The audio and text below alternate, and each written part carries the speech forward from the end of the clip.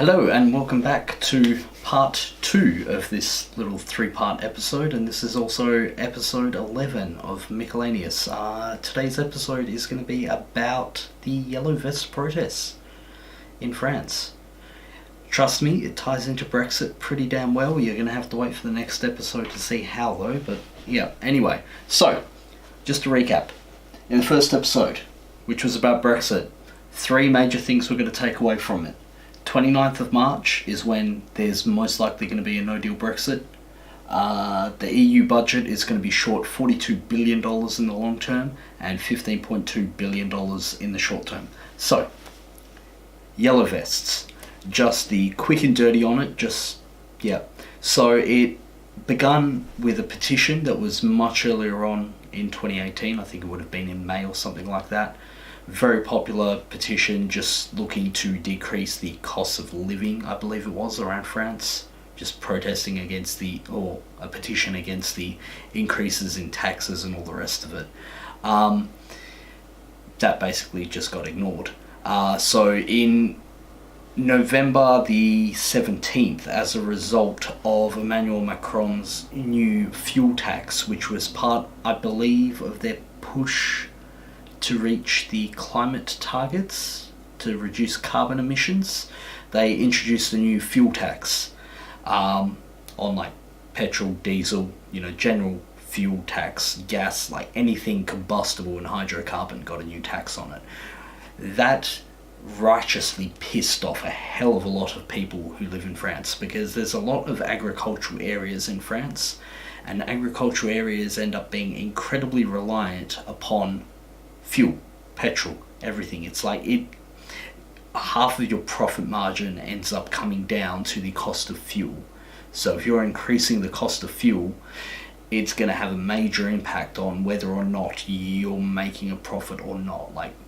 So that first week of demonstrations had 290,000 people demonstrating in it. That was November the 17th. 16 weeks of protests since then. It's got much smaller, but then it's been going on over winter. So after that first week, they decided, hey, this was great, let's do it again. So they did a second week that had 170,000 protesters involved in it.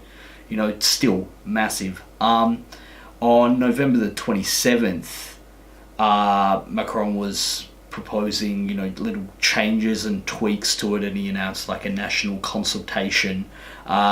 Protesters didn't want to have a bar of it, they just ignored it and went straight back to protesting again.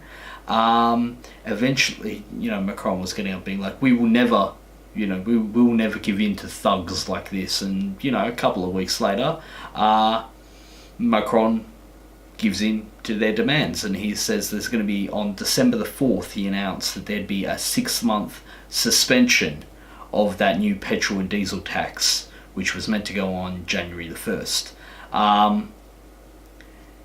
People were not happy with that either, because saying, right, we're not going to introduce this tax for another 6 months. They're still planning on introducing the tax. They're just saying, well, we're not going to do it today. We're going to hope this blows over. And at this point, the demonstrations were big enough and were going long enough. They weren't going to stop. So instead, what they did was they announced another 8,000 new police and armoured vehicles would be mobilised in Paris, because what was happening was all of the protesters were coming in from the rural areas around, like farming areas and like the peripheries of Paris, and were coming into the centre of Paris in order to protest against the government, because it's the capital, and if you're going to protest against the government, you go to the capital to do it. So that's why everyone was in Paris. It kept on going. And then on December the 5th, Macron announced that all planned fuel tax hikes for 2019 are to be scrapped, not just suspended. He rules out reimposing a fortune tax on high earners, a core demand of many of the protesters, so basically a tax on the uber wealthy, which is what they were looking for. Farmers say they plan on holding demonstrations the following week to support their own demands. Basically, it keeps on going. It keeps on going, it keeps on going. Saturday, December the 8th, more than 2,000 people are detained nationwide as protesters again burn cars and clash with police in Paris and other cities. It keeps on going. Armoured vehicles are deployed for the first time in the capital, which is on virtual lockdown in many areas. Eighth week, ninth week, I think we're up to the 16th week at this point, and it keeps on going. But we need to add to the board here, because there's a couple of things that we need to link to this here. Firstly, the majority, like the bulk of where the Yellow Vest protests came from was from rural areas, and they were protesting against tax hikes, cost of living,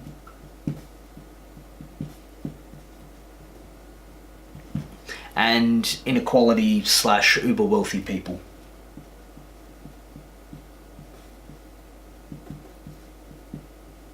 Which is fairly understandable, because if you live in a rural area and you're looking at areas like, Paris, which get all of the attention, all the federal funding, where the wealthy people live, a lot of money gets put into capital cities and not so much into the country areas, so there is understandably big inequality issues that are going on with protests like this, because when you've got people coming from these country areas into Paris to protest, and they're like, well, look at all of this nice shit you guys have.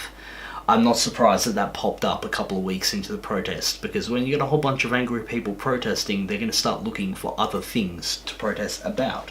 So, farmers from the rural areas protesting against the tax hikes, the cost of living, and inequality. That's it. That is basically the gist of the Yellow Vests. It's currently been going on for 16 weeks, which is a fairly long time to be going on, and I will point out that this has been over winter.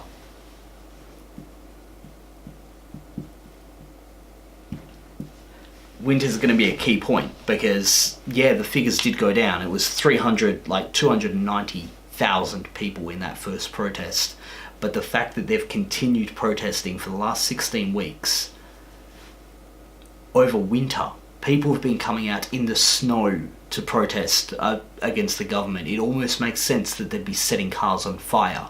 I'm not even sure if that's about them being angry. I think that might just be them trying to keep warm, because, who on earth protests in the snow? You've got to be pretty damn angry to be protesting in the snow. That's what I think. So anyway, this has been episode 2. I look forward to seeing you in episode 3, when part 1 and part 2 are going to collide, like a mid-air collision of two aeroplanes, and it's going to happen in slow motion, and you, my good fellows, you get to watch it happen. So, I'll see you in the next episode. Thanks for watching. Please remember to like, comment, subscribe, share, click the bell, do the hokey pokey, turn about. That's what it's all about. Anyway, see you next time.